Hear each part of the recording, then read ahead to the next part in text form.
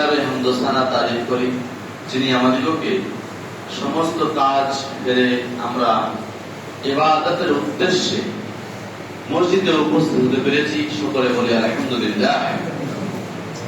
তারপরে পরে আমাদের ধর্মের গুরু, ধর্মের নেতা, সর্বকালের সর্বযুগের সর্বশ্রেষ্ঠ মহামানব জনাবে মুহাম্মদুর রাসূলুল্লাহ সকলে বলি সাল্লাল্লাহু আলাইহি ওয়াসাল্লাম, তিনার প্রতি সহস্র শান্তির ধারা বর্ষিত হোক। আল্লাহুম্মা সাল্লি আলাইহি ওয়া সাল্লিম বারিক আলাইহি।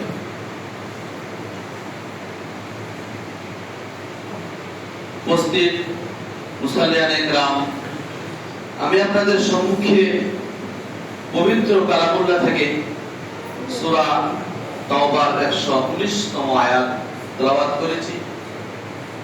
সেই আয়াতকে কেন্দ্র করে আমি আমার সংক্ষিপ্ত তথ্য বিবরণ তুলে দেওয়ার চেষ্টা করব ইনশাআল্লাহুল আজিজ। আমা তৌফিকি ইল্লা বিল্লাহ, আলাইহি তাওয়াক্কালতু ওয়া ইলাইহি উনীব।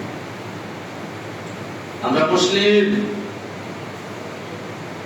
আল্লাহ পাক রব্বুল আলামিন আমাদের এই মানব জাতিকে সৃষ্টি করেছেন সর্বসেরা অতি উত্তম করে। শুধু সৃষ্টি নয়, মানুষকে সুন্দর সৌন্দর্য দিয়ে এই পৃথিবীতে পাঠিয়েছে। উদ্দেশ্য ছাড়া কোনো কাজ হয় না। আপনি যে কোনো কাজ করবেন, উদ্দেশ্য আপনার আছে। আপনি একটা বিল্ডিং তৈরি করবেন, বাড়ি তৈরি করবেন, কিসের উদ্দেশ্যে? আপনার পুরুষজাত সন্তান সন্ততি এবং আপনি সেখানে আরাম গদিতে শুয়ে থাকবেন বলে, সেখানে আপনার বাসস্থান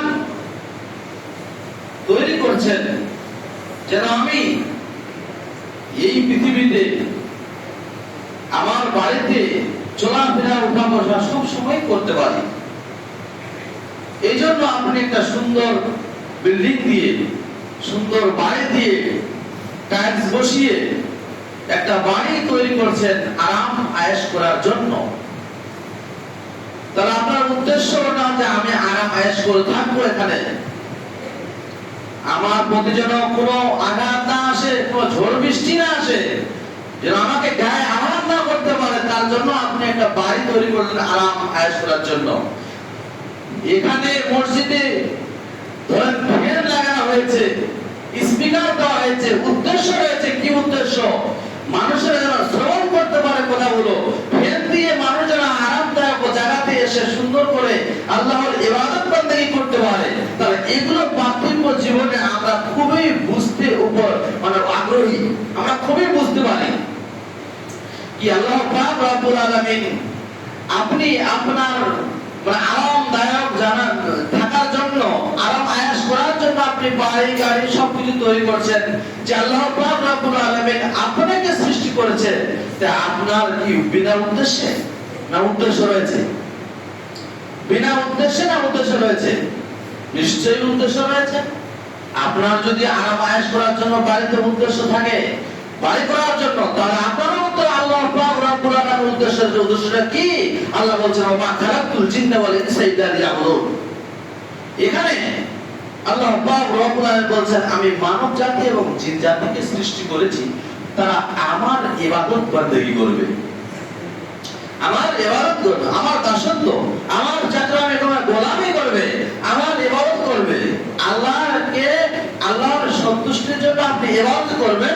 আল্লাহকে ভয় রেখে, ভয় মনের মধ্যে আপনাকে ভয় রেখে আপনি আল্লাহ পাক রব্বুল আলামিনের ইবাদত বন্দেগী করবেন। তাহলে আল্লাহ পাক রব্বুল আলামিন আমাদেরকে সৃষ্টি করেছেন, নিশ্চয়ই এর পিছনে কারণ রয়েছে, উদ্দেশ্য রয়েছে। তাহলে আমরা যদি মুসলমান হই, আমরা যদি খোদাবলি হই, আমরা যদি পরেজগার হই, আমরা যদি আল্লাহওয়ালা হই, তাহলে আমরা আল্লাহ পাক রব্বুল আলামিনের ইবাদত থেকে পিছিয়ে না গিয়ে আমরা যদি আমরা জমায়েত হচ্ছি, মানে বারে একবার, বারে একবার, মানে বারে শুক্রবার। তাহলে আমাদের আল্লাহ পাক রব্বুল আলামিনের উদ্দেশ্য শুনে রাখা ভালো হবে। সাহাবায়ে কেরামদের তারা যদি কোনো বক্তব্য তারা সেই জামানায় আল্লাহ এবং আল্লাহ রাসূলের বাণীকে তারা যদি শুনতো, তো তাদের উদ্দেশ্য ছিল আমরা মানবো, আমরা মানবো, তারা মেনে চলতো।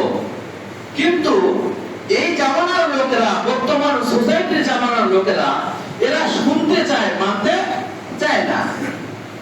এরা শুনতে চায়, এরা যেখানেই হোক না কেন জলসা, যেখানেই হোক না কেন ইসলামিক প্রোগ্রাম, মানুষেরা যেতে আগ্রহী, কিন্তু আমলে পরিণত করার জন্য তারা আগ্রহী নয়। একটা মানুষের, একজন মানুষের বছরে 52টা আপনি জুমা পাচ্ছেন, 52টা। সেই 52টা জুমায় যদি আপনি একটা করে ওয়ার্ড যদি আপনার আমল করেন, একটা করে মানে যে উপদেশ মালাগুলো দেওয়া হচ্ছে সেগুলো যদি আপনি একটা আমল করে, যে আমল করার চেষ্টা করেন একটা করে, তাহলে আপনার মধ্যে আর বাকি থাকবে না। আপনি নিশ্চয়ই আপনি আল্লাহ ওয়ালা হয়ে যেতে পারেন। তাহলে আমরা শুনছি, তাদের উদ্দেশ্য ছিল শুনে মানা, আর আমাদের বর্তমানে সোসাইটির লোকেরা উদ্দেশ্য হচ্ছে শুনে না মানা। কিন্তু তাই কি প্রকৃত? আল্লাহ পাক রব্বুল আলামিন বলছেন সূরা বাকারা শেষ রুকুতে, আয়াতে বলছেন ক্বালু সামি'না ওয়া আতানা, মানে আল্লাহ বলছেন শ্রোতা ওরাই যারা শুনে এবং ইতাআত করে, মানে শ্রোতা ওরাই যারা শুনে এবং মানে, তারা শ্রোতা। যাই হোক, বলতে চাচ্ছিলাম আল্লাহ পাক রব্বুল আলামিন যেন আমাদেরকে, আমরা যতগুলো মানুষের উপদেশ শুনবো, বক্তব্য শুনবো, কোরআন হাদিসের বিধান শুনবো, সেগুলোতে আমাদের মানতে চেষ্টা করতে হবে। মানতে চেষ্টা করার জন্য আমাদেরকে এগিয়ে আসতে হবে। না জেনে হোক, যদি বই পড়ে হোক, শুনে হোক বা জেনে হোক, রিসার্চ করে আপনাকে মানতে হবে। কিন্তু আমরা সেদিকে মানে গাফেল হয়ে থাকছি, আমরা ভ্রুক্ষেপ করছি না, নজর করছি না। আল্লাহ পাক রব্বুল আলামিনের কাছে জবাবদিহি হতে হবে। মানুষ এখানে চিরস্থায়ীর জন্য আসেনি।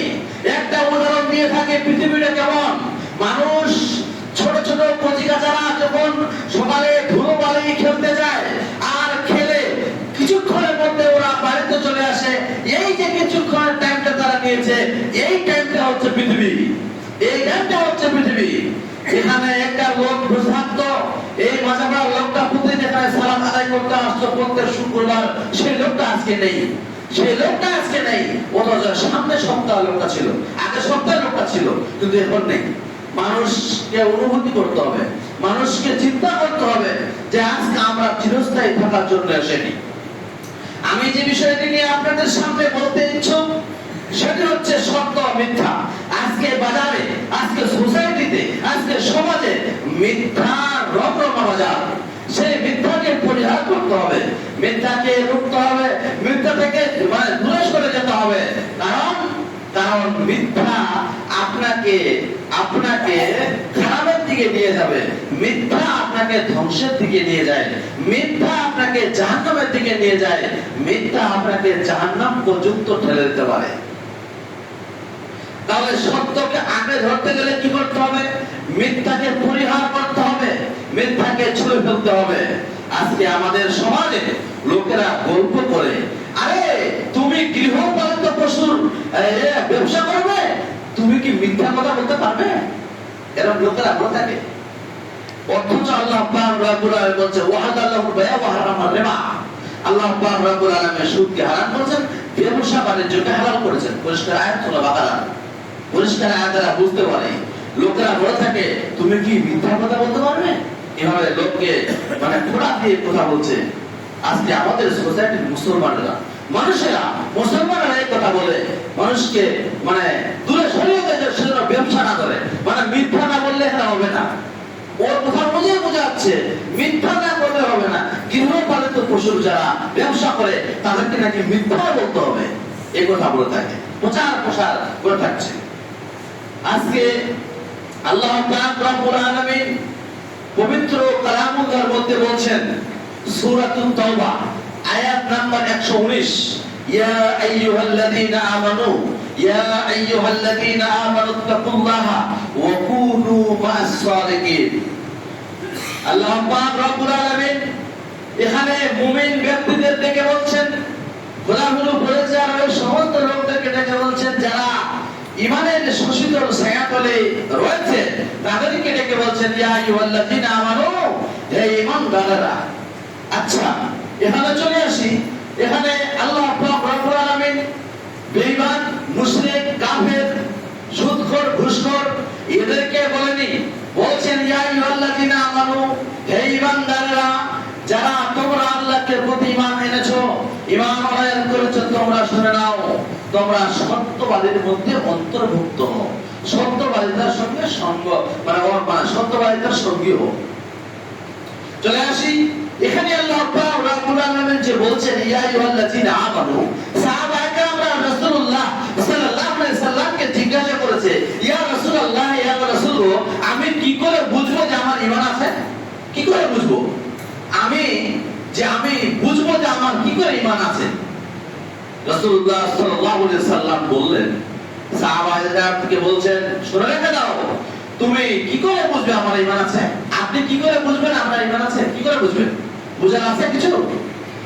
রাসূলুল্লাহ সাল্লাল্লাহু আলাইহি সাল্লাম বুঝাচ্ছেন, তিনি বলছেন যে যখন তুমি সাহাবাকে বলছেন, যখন তুমি অন্যায় কাজ দেখবে, অন্যায়কে অন্যায় বলে বিবেচিত করবে আর নেকে ন্যায়ের মধ্যে বিবেচিত করবে, যখন তোমার অন্যায় কাজগুলো তোমার অন্তরের স্থলে নাড়া দিবে, না এটা করা যাবে না, না এটা করা যাবে না, তখন ভাববে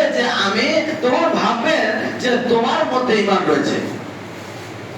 যখন আপনার অন্তর নাড়া দিবে, না এটা করবো না, এটা সুদ, না এটা করবো না, এটা ঘুষ, না এটা করবো না, এটা খারাপ কাজ, না এটা করবো না, এটা ব্যভিচার, না এটা করবো না, এটা জেনা, না করবো না, এটা ধর্ষণ, না করবো না, এটা অমুক খারাপ কাজ, এই সমস্ত খারাপ কাজ যখন আমার অন্তর নাড়া দিবে, তো ভাববেন যে না আমি অন্যায় কাজে যাব না।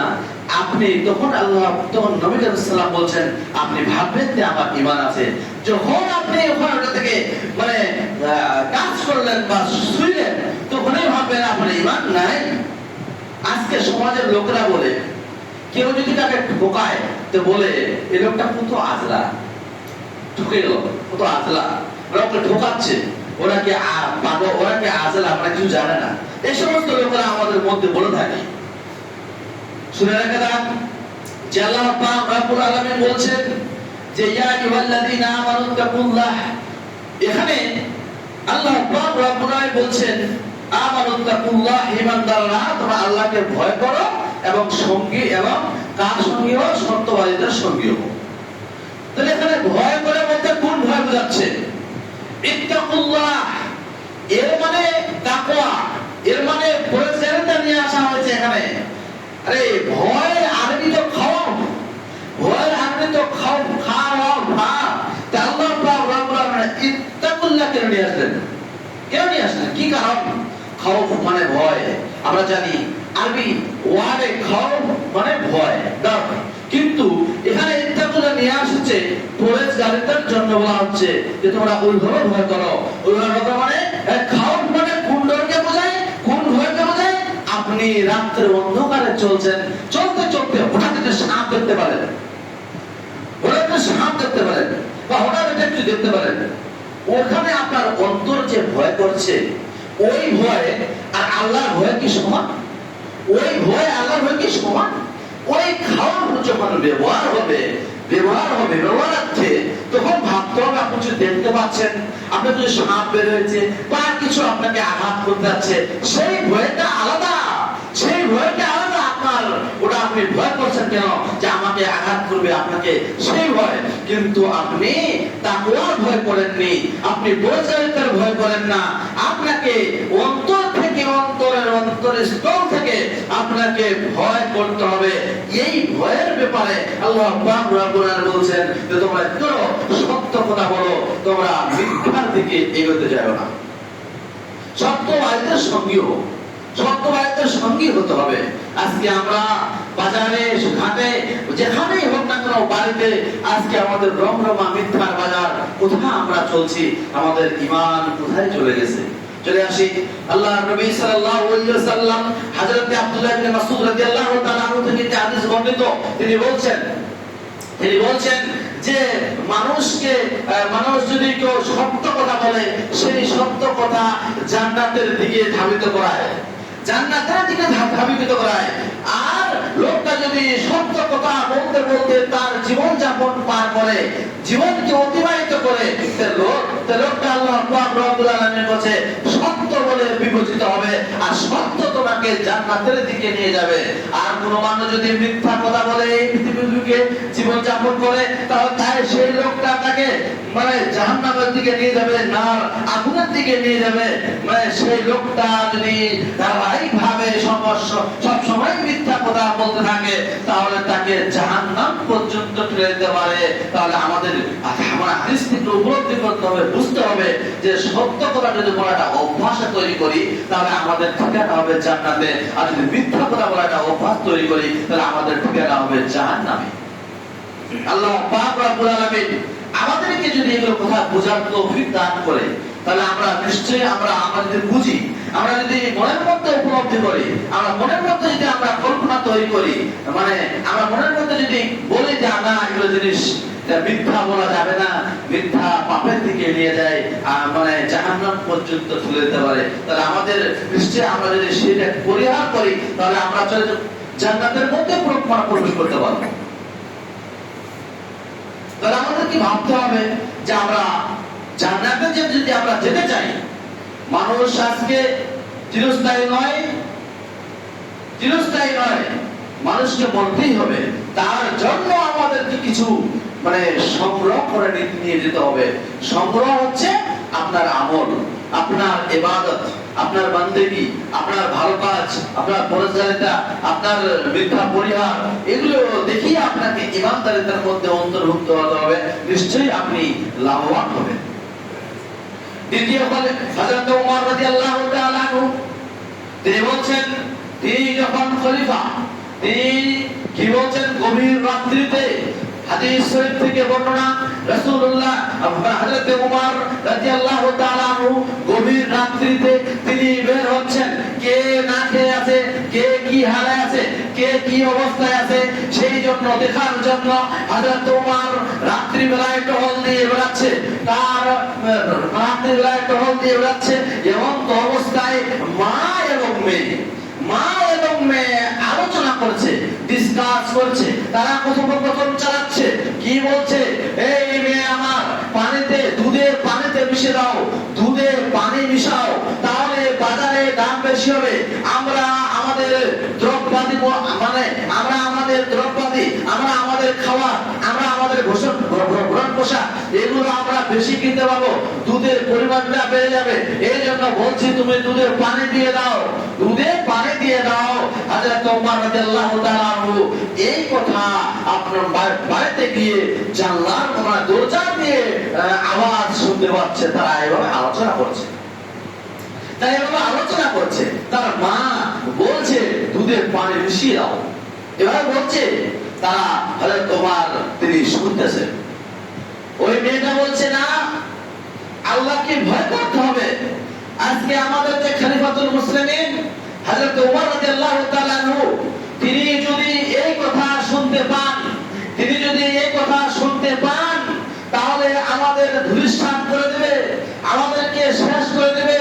শুধু হযরত ওমর নয়, আমাদেরকে মহান করুণাময় রব্বুল আলামিনকে ভয় করতে হবে। দুধের পানি নেশা যাবে না। যদি হযরত ওমর নাও জানতে পারে, কিন্তু আল্লাহ তো দেখছেন। এই কথোপকথন, এই ডিসকাস হযরত ওমর কান লাগিয়ে দরজা দিয়ে শুনতেছেন। বলছে পানি মিশা যাবে না। মেয়েটা মাকে উপদেশ দিচ্ছে পানি মিশানো যাবে না। বলছে পানি মিশালে দুধ নষ্ট হবে। দুধ এমন একটা মিল্ক হচ্ছে এমন একটা জিনিস, দুধ এমন একটা জিনিস যেটা পানি মিশালে সেটা নষ্ট হয়ে যায়। আজকে আপনাকে যদি পিপাসা লাগে, পানি খাবেন তো পিপাসা মিটবে। আর যদি আপনি দুধ খান, তাহলে আপনার পিপাসাও মিটতে পারে, আপনার ক্ষুধাও মিটতে পারে, আপনার খিদাও মিটবে, আপনার পিপাসাও মিটবে। দুধ এমন একটা জিনিস, মা বলছে পানি মিশাও, পেটি বলছে না পানি মিশা যাবে না, আল্লাহকে ভয় করো। হযরত ওমর রাদিয়াল্লাহু তাআলা এই কথা যখন শুনতে পেলেন যে তারা মুআবিদের মধ্যে আলোচনা হচ্ছে, ডিসকাসিং হচ্ছে, কথোপকথন হচ্ছে, তার দরবারে এসে রেখে বলছে আমি বলেছিলাম যে তুমি এমন মানে বলছে এই মেয়েটাকে আমাকে জানতে হবে এবং দেখতে হবে। বাড়িতে ফিরে যাওয়ার পরে তার ছেলে আব্দুল্লাহ, ওমরের বেটা আব্দুল্লাহকে বলছে তোমার জন্য আমি একটা কন্যা দেখে এসেছি, তোমার জন্য আমি একটা মেয়ে দেখে এসেছি, তুমি মেয়েটাকে তোমার সহপাঠীর সঙ্গে বিবাহ দিতে চাই। হযরত ওমর বলছেন বিবাহ দিতে চাই তার সঙ্গে। ওই মেয়েটা ছেলেটা বলছে ঠিক আছে বাবা, তুমি যখন মেয়েটাকে দেখে এসেছো তাহলে আমি বিবাহ করতে রাজি আছি, তুমি মেয়েটাকে দেখাও। মেয়েটাকে দেখানো হলো, ওই বাড়িতে প্রস্তাব নিয়ে যাওয়া হলো, মানে মেয়ের মার কাছে বলা হলো তোমার মেয়ের জন্য আমরা একটা প্রস্তাব নিয়ে এসেছি।